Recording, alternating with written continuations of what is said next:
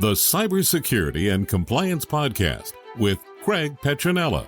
Learn about the most current IT security threats in ransomware, phishing, business email compromise, cybercrime tactics, cyber heist schemes, social engineering scams, as well as hints and tips from leading professionals to help you prevent hackers from penetrating your network and dropping ransomware or malware payloads. This podcast will arm you with the best info to defend your network against the latest cyber crimes. Don't forget to like and subscribe. And now, here's your host, Craig Petronella. Welcome to another PTG podcast. Today, it's just myself, Erin, and Blake. Today, Blake does not have his microphone, so we don't have his sexy voice, but it's still sexy enough. You'll be fine. Yeah. I was thinking you were going to forget to say my name here on this intro, but I'm also here. No, I'm not the one that forgets. I remember you. I was like, okay, my mic's muted. She doesn't know that I'm here. It's just me today, guys. It's just me talking. What's that little voice in the background? I don't know. The Lone Ranger. I'm the Lone Ranger today.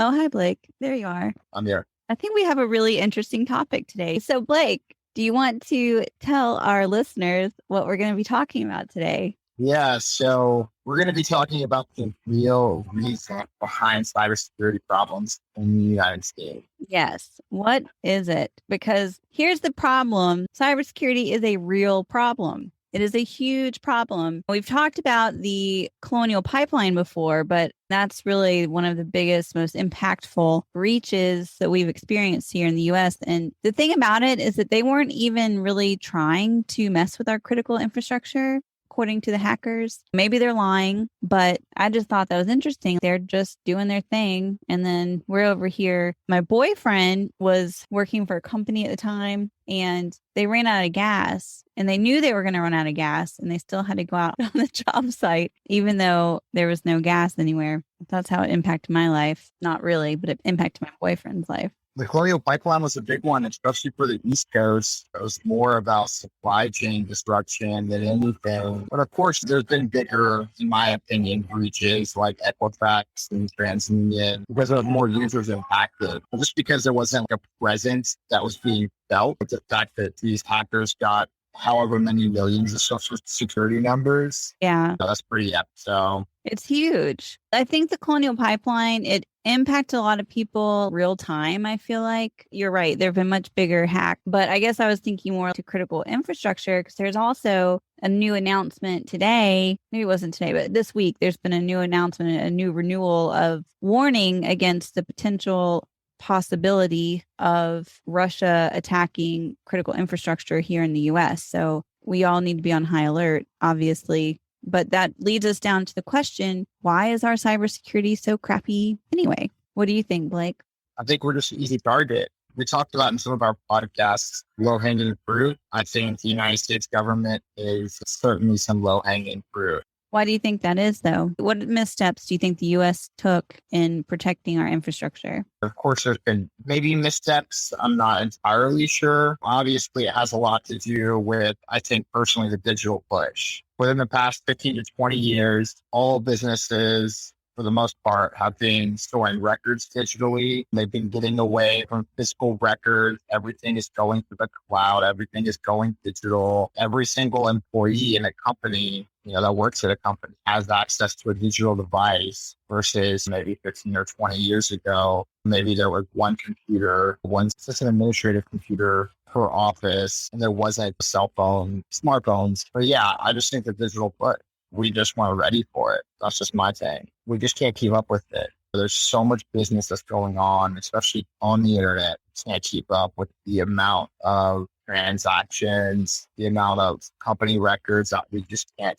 keep up with. So I don't know if it was a misstep, but certainly it's the cat and mouse game. I think, though, that you said you don't see necessarily where a misstep has been, but I think you actually kind of outlined a misstep without realizing it, because we did push to go digital, and I understand why. But at the same time, I think one of the problems that we had was the fact that we relied on promises from the supply chain, from the DIB, Defense Industrial Base. And it wasn't even trust, but verify. It was just trust. I've said this before, but I kind of think of NIST 800-171 and DFARS requirements previously as being like a wink, wink, nudge, nudge kind of thing. Like, oh yeah, you got your cybersecurity up to code. Yeah. Okay. I'm going to believe you. Wink, wink, nudge, nudge. Yeah, you totally do. Right. That's kind of the impression that I get from it. And I think that was a big problem because America is built on the principle of freedom. And I think that sometimes that gets taken a little far for certain things because freedom is great, but we also need to think about security. It's like the more free you are, the less security that you have. So yeah, you're free to run your business as you want. But when it gets to the point that national secrets are being stolen, there's a problem. I know it's not the cheapest thing in the world to get all of your cybersecurity up to date, but what's the cost going to be if we don't secure our supply chain? I think that's the multi-million-dollar question to the government that's handing out these multi-million-dollar grant. But yeah, now that you bring up the NIST 800-171, DFARS regulations, I just don't understand how that happened. I don't understand why there wasn't more done, especially when millions and millions of dollars of rewards are being handed out. I just don't understand how you could trust corporate business or big Fortune 500 or whatever these awardees are. I just don't understand how you could hand out those large sums of money without some actual evidence supporting it. But at the same time, though, think about people that we've talked to on some of our past prospects and things like that that did not end up going forward with protecting their data. The reason that they don't do it is because they don't think that they're going to need it. The problem is that, okay, this is a potential threat, but it has not actually impacted them personally that they're aware of. So why are they going to spend millions, billions of dollars to secure their supply chain if it's just a potential threat? I don't know. I just kind of get this feeling too that hackers and malicious malware and ransomware, I feel like the pace of increasing sophistication just really ramped up to a point where it was all of a sudden like, oh crap, what have we done? Or what have we not done? This is getting out of hand. And it got out of hand before they realized it was going to get out of hand. And now honestly, like, it's just a mess. I look at it and I'm like, how are we going to secure ourselves? I don't know. I don't know how we're going to secure ourselves. Billions of dollars are being exfiltrated annually by foreign actors, right? Billions of dollars worth of data and information, national secrets, it's all being stolen. So wouldn't it make sense to instead use those billions of dollars? Actually, no, I think it's trillions of dollars. But anyway, it's a heck of a lot of money. So why not use that money instead to secure your supply chain? I think that that would be huge. I think that they need to grant people money for it, grant businesses money for it. But at the same time, because I think they did try that a bit with NIST, some of the costs were built into the contract, but they need to make sure that that money is going towards what they say it's going towards, because clearly they did not use the money that they were given in the contracts to fortify their cybersecurity defenses. That's blaringly obvious. Blaringly obvious? One of those. Both of those could work. I also feel like we're conditioned for the worst case scenario. But when you were talking, I was really thinking a lot about healthcare industry, and how everybody strives in America to have health insurance, not because you want to use it, but because you hope you don't have to use it. Yeah, that's a great point. If we weren't conditioned in that manner to say, hey, look, you're driving a car, you're doing risky activity every single day, you're running or, I don't know, swimming, or think about how many people get in accidents on a daily basis. Just living. Yeah, just accidentally. I'm sure there's a lot of people out there who've accidentally broken a bone. And that's when your health insurance comes in. Just because you have health insurance and you have to use health insurance doesn't mean that you're not going to have to. So going back to the DFARS, what's the holdup? I don't understand. If we're conditioned to understand and we're conditioned to realize that accidents happen every single day just living, then why is it that we trust and rely so much on the perception of cybersecurity that doesn't exist? Why do we lean on that? Because that's a fictional thing. It's not real. Exactly. No, I think that that's a really good point. I mean, the internet is not tangible necessarily. You can see it on your computer screen, but what is it? So I think that unlike car insurance, where you have your vehicle, you see accidents on the road all the time, or health insurance, you go visit people in the hospital, you can see the impact that it has. But it's almost like cybersecurity is more of an invisible thing. It's harder to see. That means that people probably think that, I don't know, maybe out of sight, out of mind kind of thing. I think there's just such a lack of expertise in the field. We've talked about this before. Cybersecurity, I said this before, it's not sexy. You're not a doctor. You're not an airplane pilot. It's not something that kids go to school for or dream to be. Like, oh, I want to be an astronaut. I want to be a cybersecurity expert. I can't think of anybody who I know personally wanted to pursue cybersecurity. It's just like you're conditioned for it. And you end up in this field because you stumble upon it. And it takes a certain type of person to be successful in this industry. Me and Jonathan have talked about this before, but usually it's people, I know this sounds weird, but it's people that are overly analytical and the type of people that have an ever evolving mind. I think it's a mental disorder, the people that join this industry. I really do. Okay. I think that we all have ADHD here at the company. I don't know if that's what you're talking about. I'm not an IT person. I'm not a technical person, but I find cybersecurity absolutely fascinating. I remember one of the first articles I wrote for Craig, I was like, this reads like a spy novel. This is so cool. It's not cool that it's happening. It's not cool that it's bad guys, but just learning about what the hackers did to the viruses and how they programmed them to do these just insidious acts to people on the computer. Not only does it encrypt all of your data and all of your files, but it also stays dormant on your computer. It's just sneak. They're smart. Lazy. Hackers are lazy, but they are pretty smart. And a lot of people just don't get cyber. Soldiers, right? Mm-hmm. A lot of people enter the armed forces, maybe because they feel like they don't fit in, or maybe that they're undecided about their future. So they enlist in the armed forces, the military, then they get conditioned to be a soldier. So that's what I think is the cybersecurity space. For instance, I always was kind of like the pivotal point between my family and friends and technology. Everybody was always saying, I don't know, I stood out as being the type thing that would help you solve problems with cybersecurity, or not cybersecurity, technology. So for that reason, I just landed here.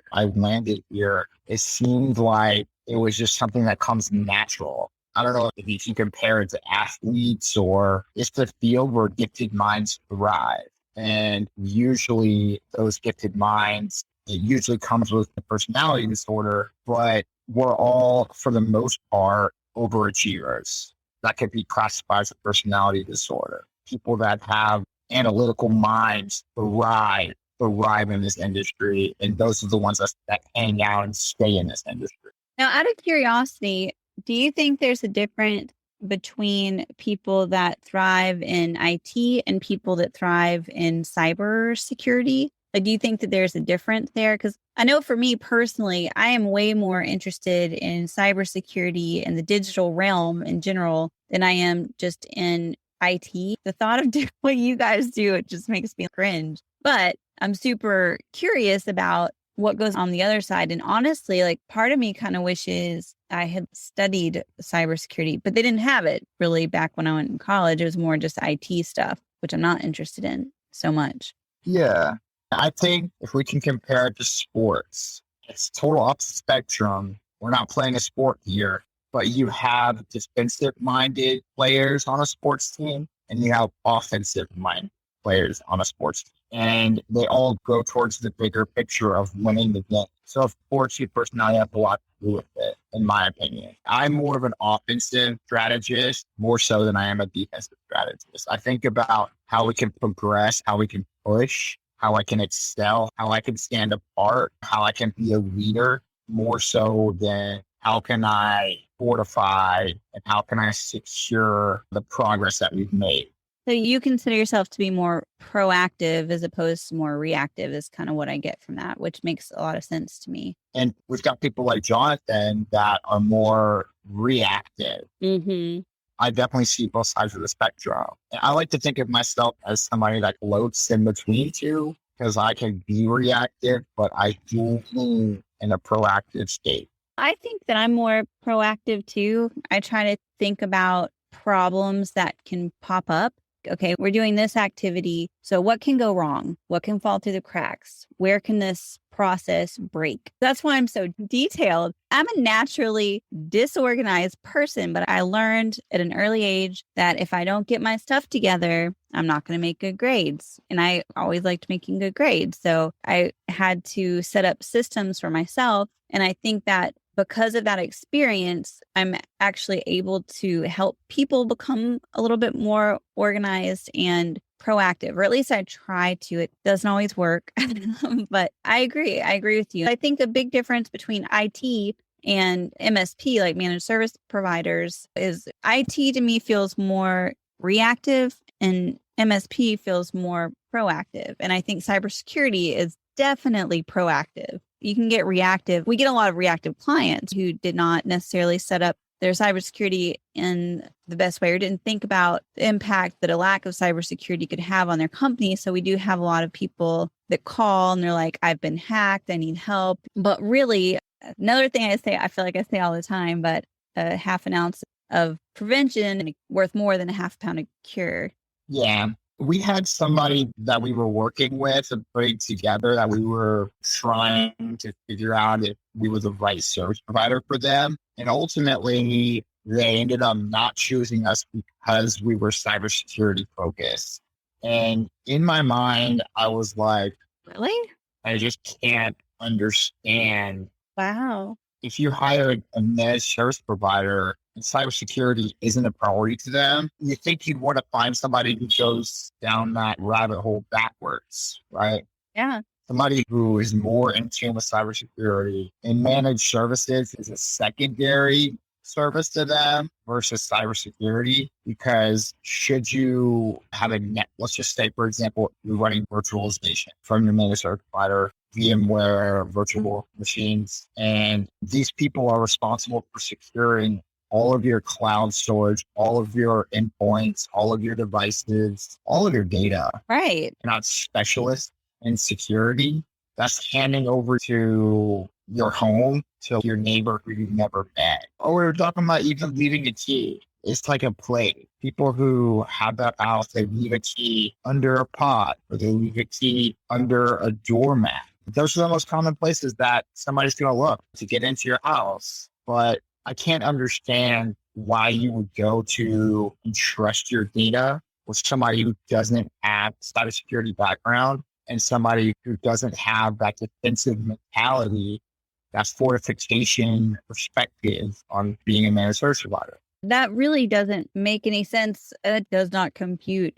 I don't understand it. And I don't mean to sound mean when I say this, but it's so mind-blowing. But that's very indicative of this topic that we're discussing right now. People just aren't thinking things through. They don't think things through because they're not proactive. They don't think ahead. It's very myopic.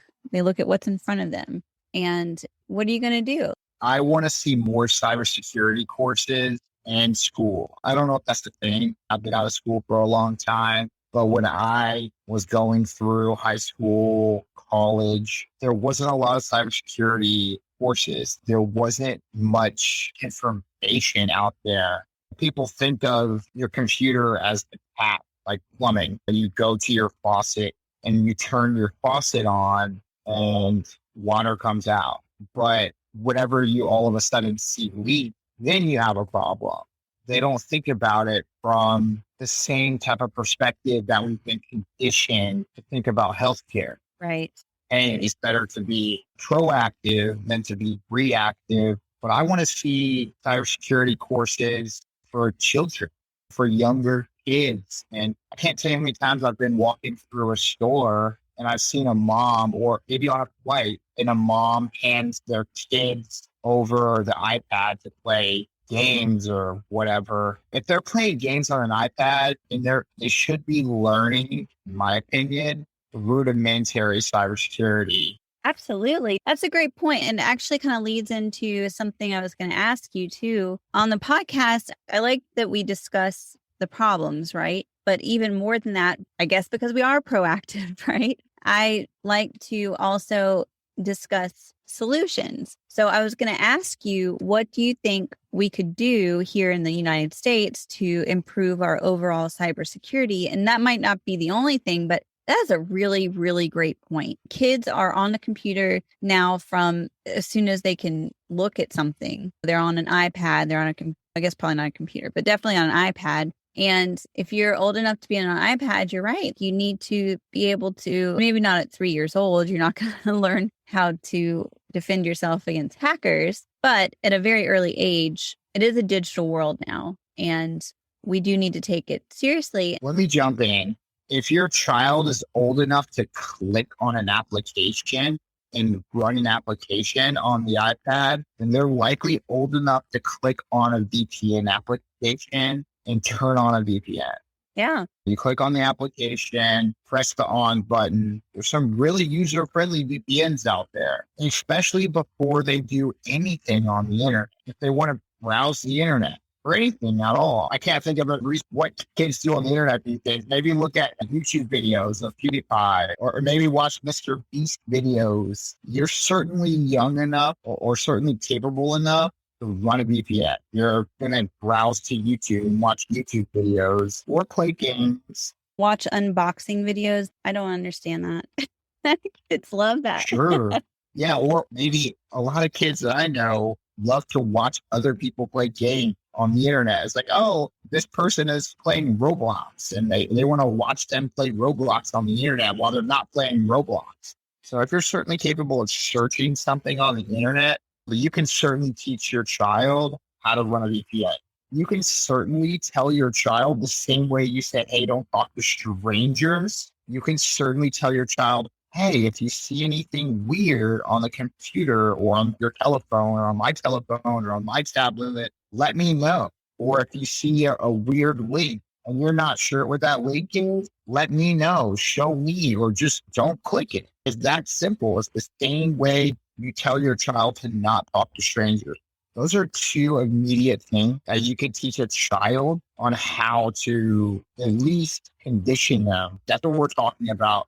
We're not talking about turning your child into a cybersecurity specialist. We're talking about rudimentary cybersecurity practices that take the simplest amount of sophistication or even abilities to perform. Yeah. Yeah, absolutely. And that's another idea for a podcast, Blake. Maybe we should do a podcast on the top cybersecurity tips to teach your children as soon as they start learning how to click on links or apps. I think that that's a good idea. Think about this. Now every child has a phone. Yep. Not only for convenience purposes, but for safety purposes. I don't remember what age I got a cell phone, but I think it's really common for kids as young as 9 or 10 years old to maybe even have a cell phone these days. Because mom and dad wants to get a hold of them. Mom and dad wants to keep tabs on them. Mom and dad wants to know what's going on in their life and have a means to communicate with their child. At the same time that you're handing over a cell phone to your child, at the same time, you need to introduce the practices. Craig was talking about people just don't understand and they feel like they're relatively secure because they don't understand cybersecurity, and maybe negligence is a sense of protection in a way. If you don't know that you're doing something dangerous, then it doesn't feel dangerous. If you jump into the ocean of Brazil that is shark infested in Recife, Brazil, and you don't know that it's shark infested, but you jump in there anyways and start swimming and surfing or whatever, you don't know that you're putting yourself at danger because you don't realize that you're in the presence of danger. It also kind of goes back to the point that we've made before where it's so much easier to build in cybersecurity in the very beginning of your business. It's a lot hard to build in systems and processes after you already have business. And I think that teaching your children cybersecurity is kind of the same thing. Like, why not start from the ground up? Why not start as early as possible if they're aware of the dangers that exist? And it could be really real world dangers that they could run into on the internet. So it's just a good idea to teach them safety. And I mean, why not start in kindergarten? We had computer classes where I'm old enough to where we played the original Oregon Trail, right? So why not, when you have your computer classes once a week, also teach little cybersecurity tips and tricks and things like that to keep them safe, especially teaching them about social engineering and things to look out for. And that can help, because people that conduct social engineering hacks, they operate in the same way that real life sociopaths operate. So I feel like that kind of lesson could help them just from the very beginning, what to look out for, red flags, signals. If you get a message from your friend who's a native English speaker, but they don't sound like a native English speaker, then they're probably been hacked. So don't click on the link they sent you. Little things like that could really help them.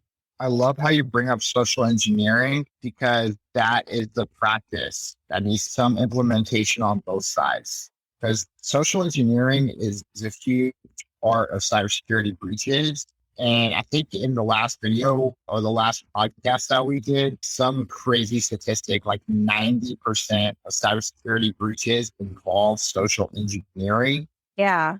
So I think I could be wrong on that stat. It's a really high number, but it needs to go on both sides. So you need to consider social engineering your children, your family, your friends. And we even joked about before we were talking, it was me and Craig or whoever, but we were joking about the next book that Craig writes would be Cybersecurity for Children or something along those natures. I think that'd be awesome.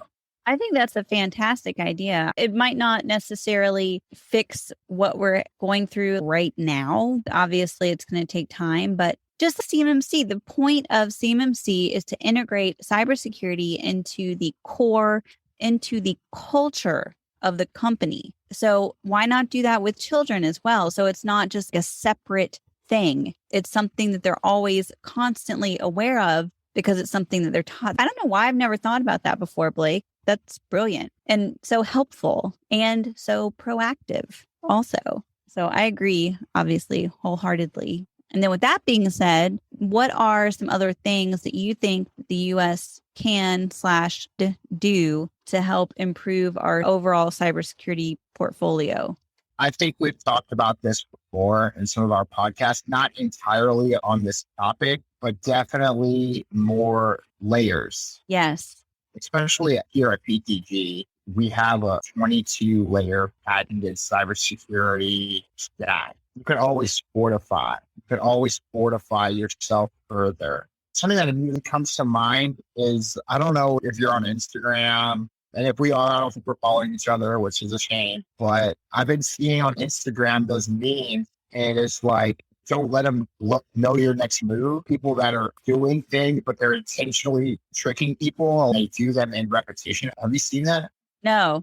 I think it might be a TikTok trend or something, but there's a hip hop song and it's like, don't let them know your next move. But what they do is all these weird, tricky things, like somebody gets in the car door and they come out the other side of the car and then they get back in the car and then they come out the back, they crawl out the back of the car and then they pretend like they're going to shoot a basketball. Then they pass the, you know what I mean? They pass the basketball. Mm-hmm. It's intentional misdirection. And it goes along with the theme song. The answer to your question is continuing to fortify, continuing to seek excellence. Use those offensive strategies that I'm sure people in your industry, your corporation, people that you know, or maybe even your service providers. If you're working with an IT company, they may have people, offensive-minded cybersecurity talent there. Continue working with those individuals to continue to push the envelope, because the second that you stop pushing the envelope is the second that somebody's going to catch up to you. That's the same thing that we're starting to slowly get conditioned for, where phone manufacturers, Apple, Samsung, where providers that are putting out applications for your phone,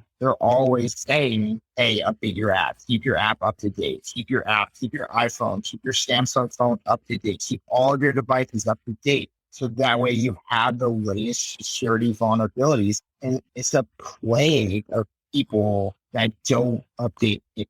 It's a virus, it's huge pandemic. Yeah, no, I agree with you completely. And it goes along with what we were talking about before, because it's slightly inconvenient. And people are like, well, I've never updated it before, so why start now? Because you might not be safe in the future. That's why you should do it. And it might be a little bit inconvenient, but definitely worth it. Seriously, how inconvenient is it for you to press a button and let your phone update itself? It's not that inconvenient. You can totally do it before you go to bed. You can totally do it on your lunch break when you're not using phone. You can set these to auto update nowadays. Right. Exactly. People aren't aware. I think that's the biggest problem, right? People aren't aware and people think it's not going to happen to them. And I think people underestimate the amount of headache and trouble and even financial ruin. It can literally lead to financial ruin. And people just think it's the worst case scenario, but it's really not the worst case scenario. I can't remember what it is, but it's something like 85% of companies, small businesses that experience a breach go out of business within 5 years or 6 years, something absolutely crazy. And I think that one of the problems is it can be expensive to secure your business. So I do think that the government should really pour resources into helping businesses and individuals. We also have right now, obviously with COVID and the resurgence, there is cdc.gov website where you can go on the cdc.gov website and see all the latest information about health protocols, the latest articles and releases and findings and ways to keep yourself healthy and to keep yourself safe. As far as I'm aware, there isn't something issued like that for cybersecurity from the government. Of course, there is a degree of some way of finding out that information, whether it's from the FCC or maybe even other websites. There's websites that indicate trust, such as Google, Yelp, Yahoo, Trustpilot, but there isn't really, in my opinion, a government mandated cybersecurity program that is implemented and rolled out to the public, fully adaptable en masse to end users. But if there is, I haven't heard of it. Of course, I'm talking about the FCC, and usually that deals with online fraud and things of that nature. But they really only issue warnings. They don't talk about proactive measures. They don't offer free cybersecurity courses. They don't act proactively. They act reactively. Yeah, exactly. It is. And it's so true. A couple years ago when I was reading a book and it talked about the difference between being proactive and reactive. And I was like, wow, okay, that's a great way to put it. And I think about it a lot now. You can save yourself a lot of trouble. I know we use a CRM here at Petronella Tech. We just started using it recently. And when I first started doing the project management role, I know Blake and Jonathan got so sick of hearing me say, can you put it in here? I'm not going to say the name of what we use just because I don't feel comfortable doing that, and it's also irrelevant. But I would be like, cool, Blake, can you put that in our CRM? All right, great, BJ. Thanks for letting us know. Can you put that in the CRM? But it's the same kind of concept, right? Where it's about thinking ahead and being proactive, because I'm like, well, if we don't know what's going on, what we're all doing, then we're all going to look disorganized and we're going to miss things and things are going to fall through the cracks. And it's a pain. It can be a pain in the butt to be proactive sometimes because you're like, am I just wasting your time? And times you might be, but at the same time, when you do need something and you can find it easily, it makes up for the amount of time that it takes to input it. And it is annoying. And I totally get it. But yeah, I think that being proactive is just extremely important. How much do you know, Blake, about Web 3.0 out of curiosity? Web 3.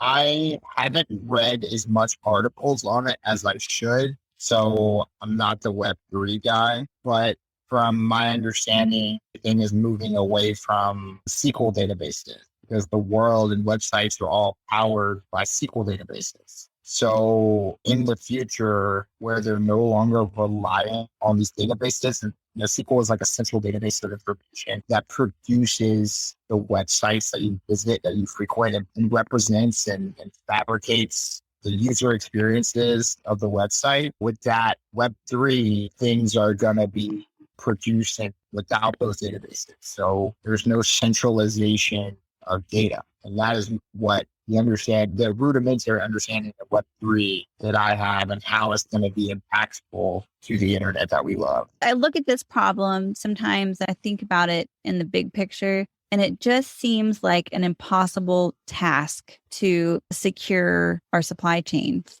to secure our government. There's the cocktail. Creating these security problems for our country. I think, personally, in my opinion, I just want to put on the record that this is my opinion, and hopefully that's the reason why you're listening. And it does not necessarily reflect the opinion of Petronella Technology Group. Is that what you're trying to say? Yes. Okay. Absolutely. I want to hear this. I think it's a combination of negligence, ignorance, of course, the rapidly advancing technology, and the digital push of everybody adapting and trying to create a digital presence, and everybody trying to go online, everybody trying to make money on the internet, that ultimately they think about being able to reach their customers easier through the internet. I just think that whole cocktail, it definitely lets cybersecurity and fortification back with the background of their actions, because they're always stuck in that cocktail and we just can't keep up. I think also included in that cocktail could be a bit of the culture of the United States, and how I feel like just because we have freedom and rights doesn't mean that we necessarily have freedom from outcomes, right? So you make a choice, you make a decision to go online. You are free to do that, but just know if you do it and you're not secure, you run the risk of financial ruin. That sounds kind of fear-mongering, and I don't mean it to be, but we don't have freedom from our consequences. It's such a problem, especially now with the ever-growing evolution of web. The digital world has created these mega personalities, online celebrities, social influencers, YouTube influencers, bloggers. With the rise of the internet has created this mega celebrity status, and people aspire to be rich. People aspire to be famous, but kind of like what you were saying is people can look at these people, and these people can get away with anything. These people can get away with anything at all because they're a celebrity. Yeah. They don't have to answer to the laws that bound the world for the most part. And you start to see justice happening more so now, more ever. And I'm going to be the most stereotypical or reference the most high profile. But if we look at people like Jeffrey Epstein or R. Kelly, or these cases that were developing for such a long periods of time, and because they were influential people, they didn't have to worry about the laws, bound and control and keep the world safe. They didn't live by those rules. And they were allowed to get away with this stuff for decades. I think that because of all this freedom of information is being allowed on social media and on the internet, which sounds great in theory, but then when in actuality, oh my goodness, people just believe whatever they see, but then they don't believe other things. Yeah. You can pick and choose what you think, even if this is completely irrational and illogical and makes no sense, furthers my narrative. This is something that I believe in, so I'm going to believe it. And I think that kind of goes along with what you were saying a little bit. I think it's scary. It is really scary. I think it's scary the way that people are evolving and the way that the security is evolving. I definitely think it's scary. People aren't serious humans anymore. You can look at internet culture. If something happens in the world, what does America do? We meme it to death. Yeah. I think we have a lot of progress to make up. I think we have a lot of minds to hopefully change, a lot of people to influence. because we need progress. If we stand here and fail to move forward, then whatever's chasing us is going to catch up to us. But as we continue to progress and advance and move forward, of course, I'm talking about in cybersecurity or life or whatever, the second that you stop progressing is the second that you start to lose your position. And that can be anything. No, I agree with that completely. Everything takes so much time. Everything is so slow. But around us in the digital world, it's advancing more quickly than it ever has in the history. I don't think that we're going to be able to keep up or stay ahead unless we cut back on some of the fat, cut out the bloating, get rid of this water weight. There's just so much extra unnecessary that we have. And I think that we need to be able to move more quickly. And one thing that BJ said to me once that really made a lot of sense, or really got me thinking, why in the world is everybody not using something like Blue Shift? Why is the government not using this service? I just don't understand it. They have to know about it. And why isn't it more prevalent? Why isn't it known? I don't get it. It's such an amazing thing. I feel like it should just be standard at this point. The more that an AI cybersecurity SOC SIM solution is learning, the more it's going to be able to protect. The more data it gathers, the better off we're going to be. I don't understand how it's not more prevalent. They're defensive minded. They're not offensive minded. They're not seeking the future. They're living in the present. Or the past. Yeah. The worst thing that I've ever heard, in my opinion, because I'm this type of person, but it's something that people say that I hate. If it's not broke, don't fix it. That is a really great point, because that is such a reactive mindset as opposed to a proactive mindset. Yeah. Just because it's not broke doesn't mean that you can't be exploring other alternatives. If you go to the same fishing hole every single day, you never explore another fishing hole, you're only going to catch the same type of fish. You can still utilize what works without it being broken. But look at all the new technology that happens. If every technology company, Apple, Samsung, LG, any of these companies said, oh, well, we have this technology that works, let's not improve it, then we wouldn't have the technology we have today. We wouldn't have Blue Shift. We wouldn't have HDR. We wouldn't have 4K. We wouldn't have OLED displays, or we wouldn't have Spotify. Yeah, we wouldn't have Spotify. We would still be downloading music through LimeWire or Napster. Cassette tapes. No. We'd still have cars eating our cassette tapes. You probably didn't have to deal with that, Blake. You're a little bit younger than me. Or records with scratches on them. Yeah.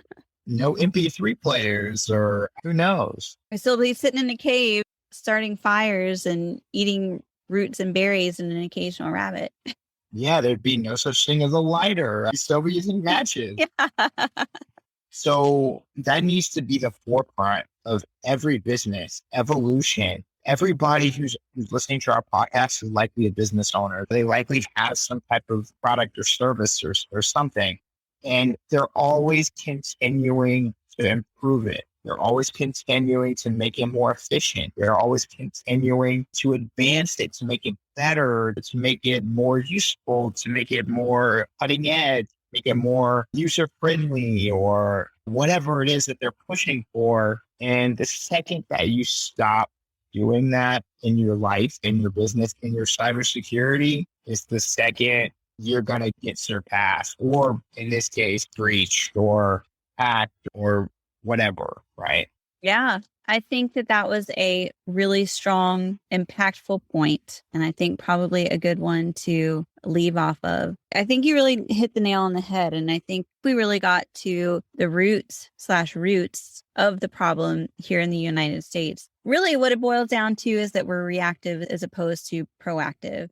You certainly can't win a game with only defensive players, and you certainly can't win a game with only offensive players. Mm-hmm. So we need to have a mixture of reactive and proactive minds, and we just need to be unleashed into this world. And if maybe we started conditioning society to think about security, we may have children that may be considering security. That's being optimistic, but I think it was one of my nephews or one of my nieces or something when my grandpa was there asking one of my nieces or nephews what he wanted to be when he grew up. And he said he wanted to be an app developer. I was like, what? I could never see that because in my generation, I was like, I want to be a zookeeper or I want to be an astronaut. Yeah, I want to be an astronaut. I want to be a doctor. I want to be an airplane pilot. Like, those are the things that come to mind for me. It can't be that difficult. Why are we putting this off? Why aren't we doing this? It can't be that challenging to start to condition our children, think about cybersecurity. It's the same way we say, hey, don't talk to strangers. We teach our children about physical security, but not digital security. Why is that? I hate to necessarily bring this up, but it was just what popped into my mind. After 9/11, we started getting serious about airport security, about bringing things onto planes, because we all didn't want to have to deal with that. I don't want to have to stand in line for an extra hour so that you can check my shoes. I would love it if my friends or family could come pick me up again at the actual gate and you can get off the plane and see happy, smiling faces. That was so nice. We enjoyed that. But after 9/11, we realized, okay, but is the safety of thousands of Americans worth seeing smiling faces at the gate? And we decided it wasn't. And I think that something similar is going to have to happen. Hopefully not, I say that, hopefully not on such a large scale and such a terrible scale, right? But I think it's going to take something like that to kind of wake people up and make them realize what could happen. Because right now it's all theoretical of the things that could happen. Again, we were talking to Dwight about what if they shut down the power supply somewhere or did something. Oh gosh, there's just so many things that could happen. But until something actually happens, I don't think it's going to be taken seriously. It already has happened. Look at the Equifax. I keep referencing this. Look at the Equifax. Your social security number is on the internet right now. You're likely lucky enough that they haven't tried to use your security number to open a card because there's tens of millions of social security numbers on the internet. That's also something that happens, though, on an individual basis. It happens to a lot of people, but it's an individual thing. So if you look at the Colonial Pipeline, like we talked about, that was on a massive scale comparatively. And I think that it would take a tragedy, which hopefully does not occur, but it would take a tragedy on a massive scale here in the United States for people to be like, okay, I guess we really need to get serious about this. Right now, at this point, I think there is one person in Germany who passed away from a successful ransomware attack at a hospital. And that's just not enough to wake people up, unfortunately.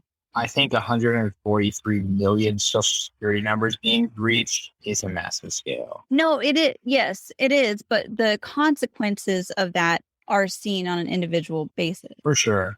They haven't been felt because those hackers haven't rummaged through those 143 million social security numbers and opened the credit card. They haven't gone that far. The chances of you being picked are 1 in 143 million.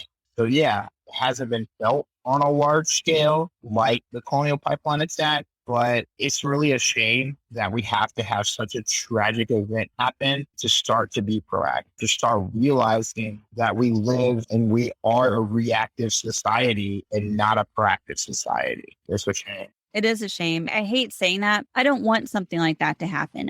I don't want it to take that for people to see the potential negatives that can happen. That's a terrible thing. But I think that that's the only thing that's going to happen that can actually change us at a base level to make it so that we are like, wait a minute, okay, these people on the PDD podcast were right. We need to take this seriously. We're going to be like that dude that was hyping Bitcoin 10 years ago. Like, hey, buy one Bitcoin. Oh God, if I had done that. But yeah, we might be those people that seem crazy now, but when time progresses, we may be prophets. It feels inevitable, doesn't it, Blake? Doesn't it feel inevitable? It does. I just want people to take it seriously. It has to happen. It has to happen. And in due time, we figure these things out for better or for worse. So I am optimistic that this will happen. Yeah. I just want it to happen faster. And proactively instead of reactively. I don't want it to be something that we do because something massively tragic happens. I'd rather prevent that. Absolutely. Absolutely. For sure. But then the other problem with that is that if you do prevent it, then people are going to be like, well, what's the point? Because nothing happened. Well, nothing happened. That's a good thing. We don't need any more tragedies to happen. We can look at the past 2 years of COVID and say, hey, look, we weren't proactive enough. People still don't think it's anything besides the flu. People still don't feel like it's a reason to wear masks on the airplane. Yep. It's hard not to get political sometimes. I don't even think of this as political, though. It's been turned political, but it shouldn't have been turned political. Yeah, we should probably end it before we start ranting. Blake and I are on the same page with a lot of things, so we should probably not feed off each other on this podcast. Well, Blake, I know it's just the two of us, but I think that was a good discussion. So thank you for finding the time to come on. And yeah, absolutely. We'll talk soon. All right. Well, have a good day. Thanks for listening to the Cybersecurity and Compliance Podcast with Craig Petronella. For other episodes and more information, visit PetronellaTech.com. Also visit our other websites, ComplianceArmor.com and BlockchainSecurity.com. Don't forget to like and subscribe. Thanks for listening, and stay secure.